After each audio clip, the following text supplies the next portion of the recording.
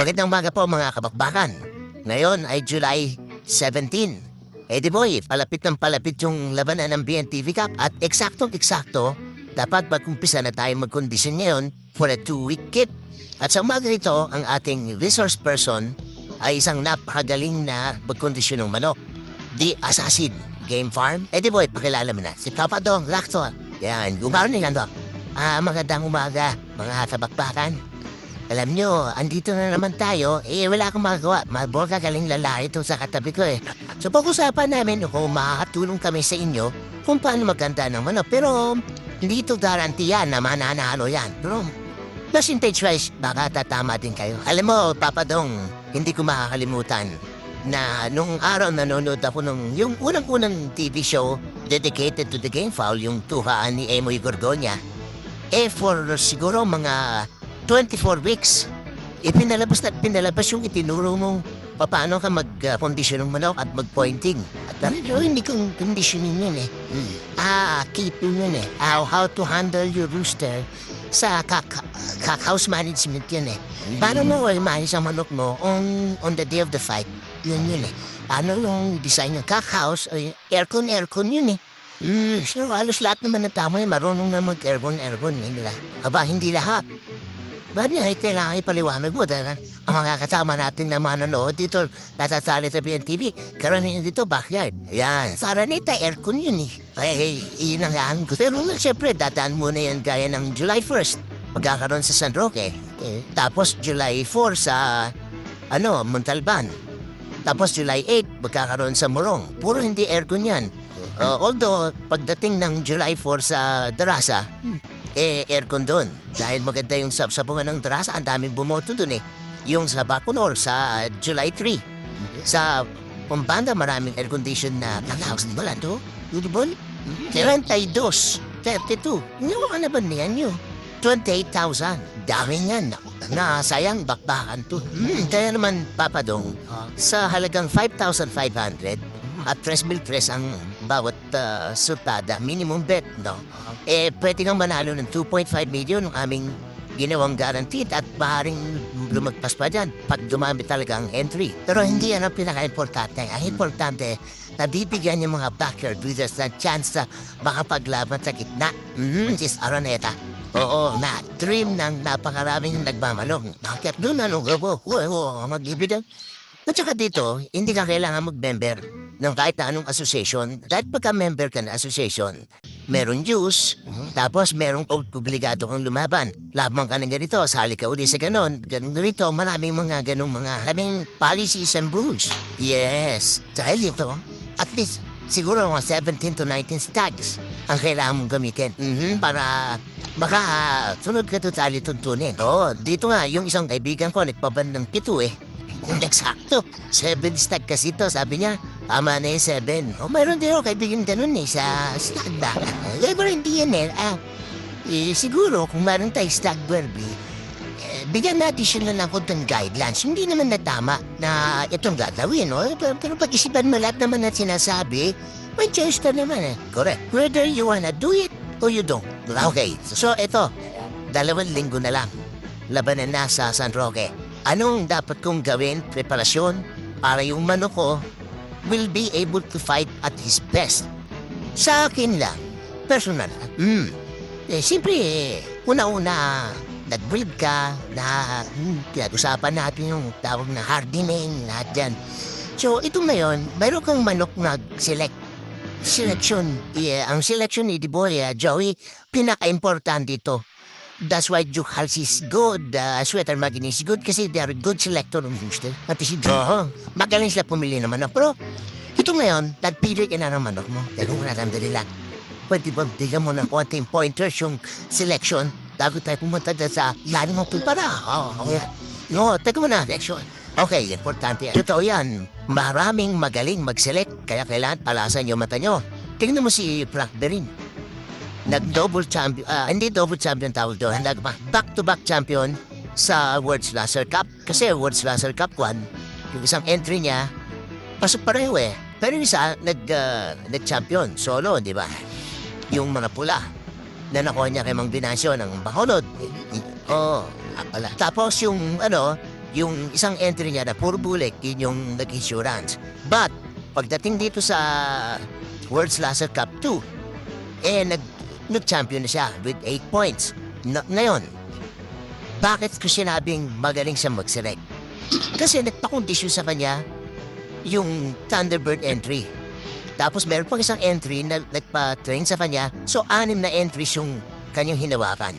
Doon sa 6 na yon, isa yung nag-champion ng 8 points, 2 yung nag-7, isang 6 and a half, tsaka 2 5. Alam mo, ganun kaganda. Magaling siyang mag-select. Ano ang pointers, Papa Dong?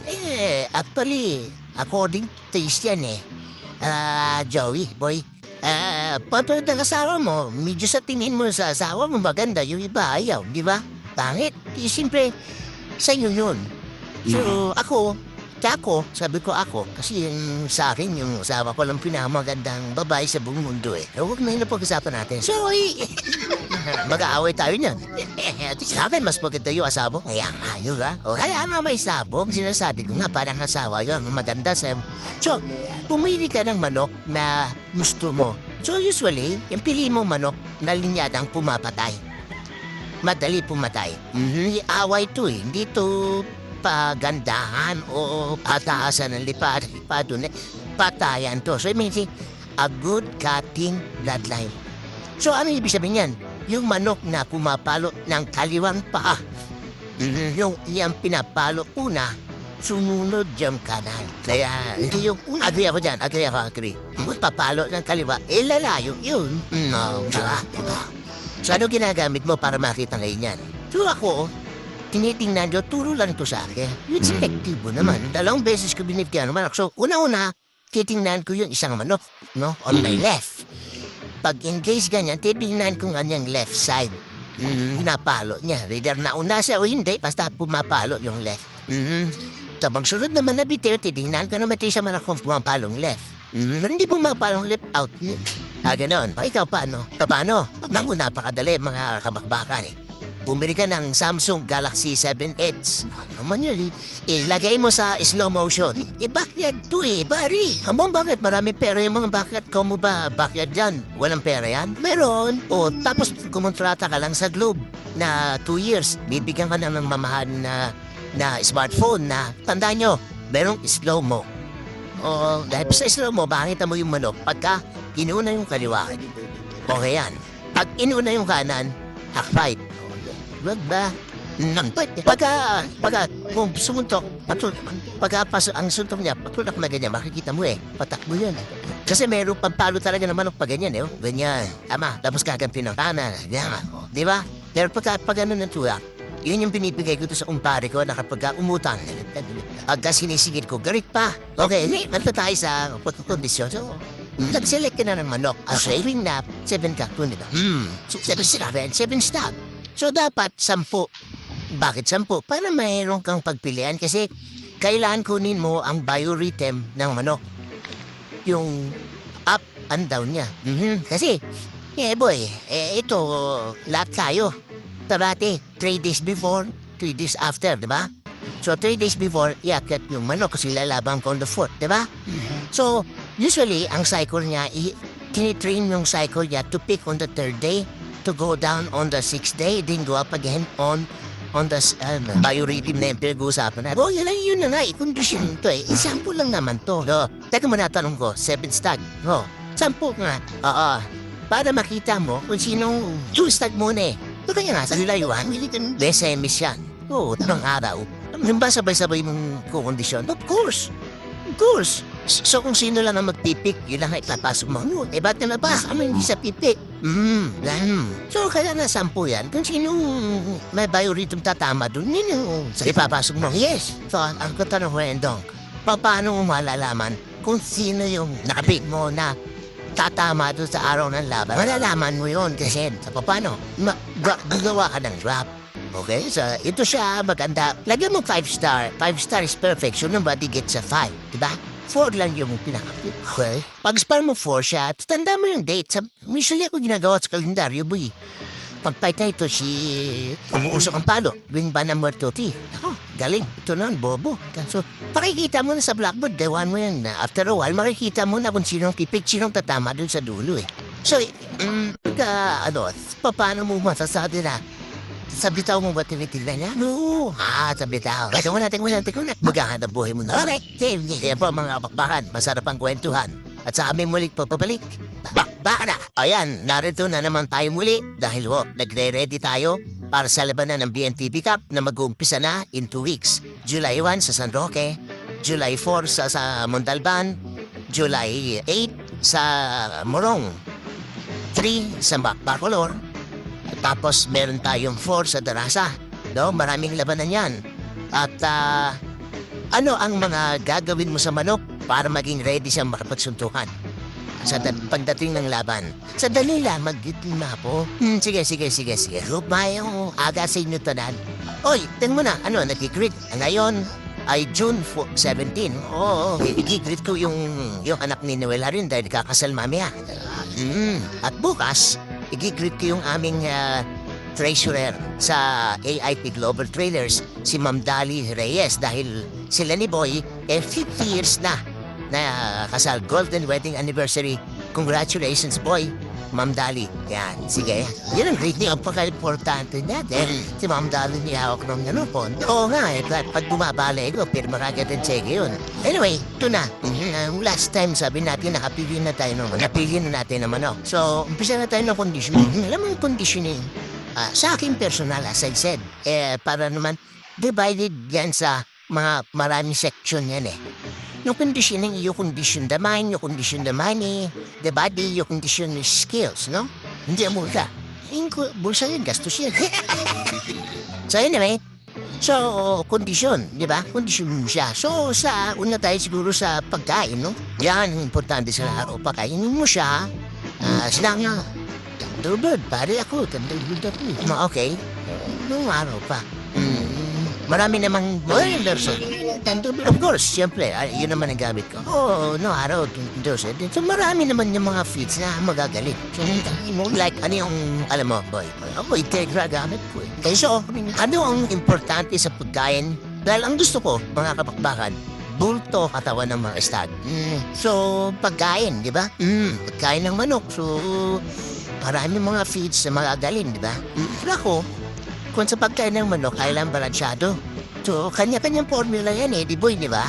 So, kayo nang bala sa formula nyo. Pero ako, ang gusto ko, pag ako nag-kondisyon, at least, nasa 20 patatang pauti ng patang ako. Yan ang ko, paniwala ko. Kasi, kung nagkukondisyon ka, nag-exercise ka ng manok, nag-break ang cells, so, pag nag-break ng cells, kailangan mabuo mo ulit yan. At pag nabuo yan, ay lalaking muscles mo. So, para mabuo yan, kailangan mataas ang protein ng patuka mo. Okay, example yan. Ako naman, simple lang, di masyadong technical, no? 70% pellets na balansyado. Kung ano mang kursunada nyo. Ki Thunderbird, ki Cerulean pellet, o 30% na ng concentrate. Ang grains, tawag ko din. Grains. So, sa akin, balansyado yung feed pellets ko. Yun eh, luto yun eh. Ito naman grains para sa akin, ito yung nagtatanggal ng mga fats. Kasi fiber yan eh. That's how I understand it. Tapos kung nakukondisyon ka naman, no, sobra-sobra mga supplements na binibigay mo, may vitamin, multivitamins ka, may kung ano-anong injection nyo, may B12, may vitamin C. So, meaning to say, overdose yun eh, di ba? So, you go beyond that. So, napupunta siya 70% pellet, parang bubuka agad ng isang tawa ng manok. Kasi, hindi ka kaya sumubra. Depende yun sa pag-point. Iba naman yung point ko eh. Ayun, so magpupoint ako. So, anyway, yung mga manok na mga stags, sa kakap, ako pareho lang pagtito sa kanila. Of course, assuming that all of these are hormonally mature, so akin, pag-training sa kanila is light lang lahat. I want them fresh. When I fight you light, fresh, light, mga isang dang fly lang. Wala, isang dang ay, wala akong ganun. Sarayo, sumin niya, wala akong ganun. Wala akong ganun. Ano ginagawa mo sa manok? Sinikindan mo lang. Rotation. Rotation. Rotate the rooster. He sleeps when he eats. Yan. At saan siya kumain, doon siya tutulog. Oo, yun. So, kung rotation, ibig sabihin, ilalagyan sa fly pen. Right? Pag mainit, okay? Una-una na sa court, doon sa kumakain sa court, okay. Pagkatapos ng umaga, pagdating ng alas 9 o alas 10 hanggang alas 12, doon sa supply pen. Hanggang alas 3. Pag alas 10 naman, tanggalin ko yan mag-scratch yan kasi that's the, yun ang pinaka mabigat na trabaho, ang alas 3. So, kaskas yun. So, pagkatapos ng kaskas, i-cooling pens ko yan. Sa cooling pens ko, tapos i-cold ko pagkain ko. Yun. Naku po. Yan lang yun. Ang bigat nun. Yan lang yan ko. Yan, araw-araw mo ginagawa yan. Milan, today? No. Since Monday, it's light, medium, heavy, rest, fight. So, 2 days lang ang pahinga mo. Sa conditioning. Kasi, dito sa usually Monday, Tuesday, Wednesday, Thursday, Friday, Saturday, fight siya. Alam mo target yan. Is Sunday. Talagang iba-iba yung no? Ayun na yung style. Biorhythm yan eh. Ako naman, I don't fight a rooster, but when he fights on that day, 3 days before I fight him, nakapit siya, hindi ayaw ko nun. Dapat nasa low siya kasi the only thing that is high will have to go down. The only thing that is low will have to go. So pagka, kung tama yung conditioning na pag hindi, wala yan. Diyan kami lang, di ba? So 3 days before the fight, at umuusok ang palo niya, out yan. Tingnan ko yung cycle niya. Kaya, very important yung biorhythm. Yun ang sa akin. So, kung ang sinasabi mo, siyempre, bibitaw ano to, mamimili. Now, yung ayaw mo nung talagang nuusok ang palo. Parang nakapipi, no? Kasi babagsak na yun. So, paano mo, anong pamantayan mo? Sabihin mo, ito ang tama akong nilaban. Anong hinahanap mo sa kanya? Hinahanap ko sa kanya consistency of his fight. Kasi yung tatanda ko kasi pinili ko magaling yun eh. So, lahat naman yan. O, so yun. Hindi ka makarating sa kondisyon eh. So, yan. So, therefore, kung yan ang kondisyon niya na yan, ba't yung kondisyon sa hindi sa magaling, ibig I'm doing wrong, di ba? Hindi. Pero, pag siya ay malakas masyado, ibig sabihin, yung biorhythm niya, that biorhythm. So, ito naman siya, titingnan mo yan, boy, kung ni-notice mo yan, pag sunod ko Sunday pick yun, lalaban yun eh. Ako naman, pag ako namimili ng yung last bitaw, basta ang hinahanap ko, yung sino ang nagtatapon ng paa. Tunay, yun lang ang hinahanap ko. Basic yun. Kasi lahat naman itong pinili mo, sila ay tumatapon ng paa. Lahat naman pumapalo lahat yan eh. Oh, hindi. Partner, minsan, napapagod ang manok. Mababa ang palo ng manok. Precisely. Na-overwork yun. Precisely, I don't work the roosters. Iba-iba rin naman ang ugali ng manok. Right. Yung ginagawa nito na potential lang, may mga manok na napaka-active. Napapagod din ang horturon. Right. Pero you must remember that the practice is light, medium, heavy. Rest. Tapos spar ko siya. No? So this is a cycle going in for 21 days. So, malalaman mo before 21 days kung sino nagpipick, sino hindi. Eventually, para mo lang sila, alam mo naman sino eh. So, ibig mo pala sabihin, light, medium, heavy, rest. Ulit tayo, spar. Tapos, ulit. Ligo hanggang sa dumating. Reset. Laban yung ligo is reset. Yun lang yun. Kasi, ang purpose ng pagpapaligo ng manok? Well, for me, is my reset. Reset ko yun eh. Kaya kung technically, ang haba ng buhay, di ba? Simple lang ang sagot ko dyan kay James Campbell. Kasi pinagtawanan ako ni James Campbell eh. Sabi niya, the chicken don't take a bath. Why do you bathe then? Yes. Totoo na, no? Di ba? Sabi niya, ito ang explanation ko. Isang panahon ngayon, mga kapaparan, derby. Kaya araw ng derby, kumilos yung 5 manok. Okay? Pagka yung gaya na BNTV, kaya maganda yung ginawa natin sa BNTV Cup na 2-3 eh. Kasi nagkondisyon ka ng 10, kumilos yung 2, isali mo. Kasi mahirap yung nagkondisyon ka ng 10, yung 5, kailangan kumilos sabay-sabay. Mahirap gawin yun. Kaya ang makakagawa lang ng gano'n, yun lang ang nagcha-champion eh. So, anong sikreto? Yung manok, 5 days before the fight, paliliguan mo sila tapos itatani mo, nangangatog yan, nangangatog. So, ini-stress mo sila. So, para ba yung sinabi mong nire-reset? So, from that stress condition, magre-recover sila ng dahan-dahan, sabay-sabay yung 5. Dahil after 5 days, yun ang tingin namin, after 5 days, magpipik naman sila. Kasi dinaon mo papanik sila. Nako, tababadong, nagpapasalamat kami at pinagbigyan mo yung aming request na magturo para dito sa mga, lalo na itong mga nakaready na at mga parating yung mga labanan sa mga lokal nila at sa mga digmaan at bakbakan. Ayan po mga kabakbakan, ang ating resource speaker, napakagaling magkondisyon ng manok. Walang iba kundi si Papa Dong Lacson. Bakbaka na!